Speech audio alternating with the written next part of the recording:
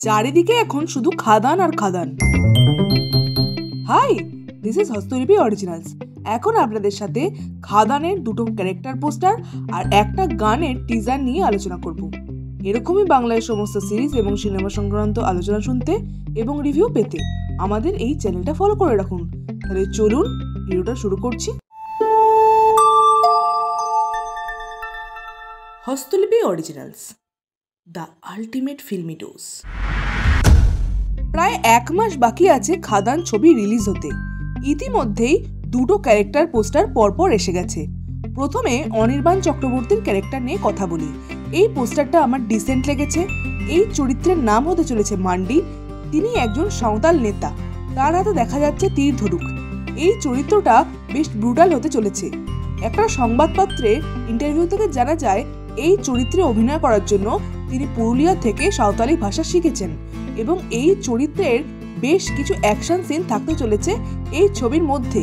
তো এই চরিত্রটার জন্য আমি বেশ এক্সাইটেড। অনির্বাণ চক্রবর্তীকে এই ধরনের চরিত্র আমরা আগে কখনো দেখিনি। So for the best for Anirban Chakraborty. এরপরে যদি বরখা বিস্তের ক্যারেক্টার পোস্টার নিয়ে কথা বলি তাহলে বলতে হয় এই চরিত্রের নাম যমুনা। তিনি যেমনি সাহসী তেমনি বুদ্ধিদীপ্ত, অর্থাৎ তার বুদ্ধি দিয়ে তিনি বিভিন্ন সমস্যার সমাধান করতে পারেন।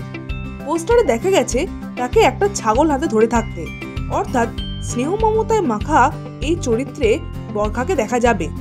এই চরিত্রটাও বেশ ভালো লাগছে, তার ফেসিয়াল এক্সপ্রেশন বেশ সুন্দর।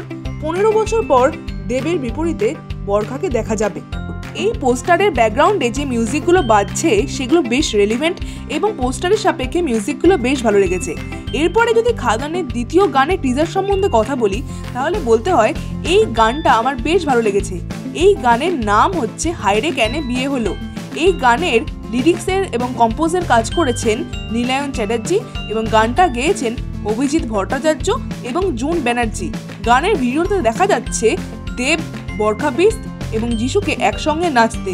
দীর্ঘ 15 বছর পর দেব এবং বরখা বিস্তকে একসঙ্গে স্ক্রিনে দেখে বেশ ভালো লেগেছে আমার। সব মিলিয়ে এই টিজারটা বেশ ভালো লেগেছে এবং গানটা আশা করি বেশ ভালো হবে। 22 তারিখে এই গানটা আসতে চলেছে, তো আমরা অপেক্ষা করব এই গানটার জন্য। সব মিলিয়ে এই দুটো পোস্টার এবং গানের টিজারটা কেমন লাগলো অবশ্যই কমেন্টে লিখে জানান, আর আমাদের এই ভিডিওটা লাইক করতে মিস করবেন না প্লিজ।